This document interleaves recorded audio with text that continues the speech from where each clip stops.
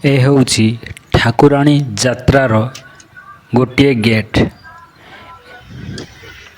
ଆଉ ଭଞ୍ଜନଗରରେ ହୋଇଥିବା ଠାକୁରାଣୀ ଯାତ୍ରା ବିଭିନ୍ନ ଲାଇଟ୍ ଡେକୋରେସନ୍। ମା ଏଠି ବିରାଜମାନ କରିଛନ୍ତି। ଏଠି ମାଙ୍କ ମଣ୍ଡପ ତିଆରି କରାଯାଇଅଛି।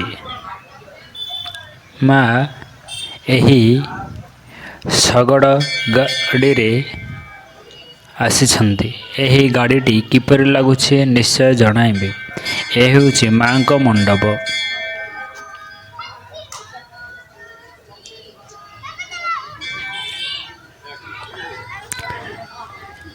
ମାଙ୍କ ମଣ୍ଡପ ଆଉ ମାଙ୍କୁ ଦର୍ଶନ କରିବା ପାଇଁ ବହୁତ ଭକ୍ତ ଆସୁଛନ୍ତି। ଏ ହେଉଛି ମାଙ୍କ ଆଉ ଗୋଟିଏ ଗେଟ୍। ଏହି ଗେଟ୍ଟି କିପରି ଦେଖାଯାଉଛି ନିଶ୍ଚୟ ଜଣାଇବେ।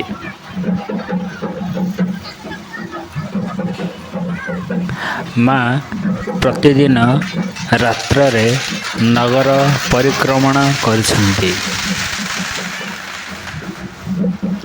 ବିଭିନ୍ନ ପ୍ରକାରର ପଟୁଆରରେ ମା ନଗର ପରିଭ୍ରମଣ କରନ୍ତି।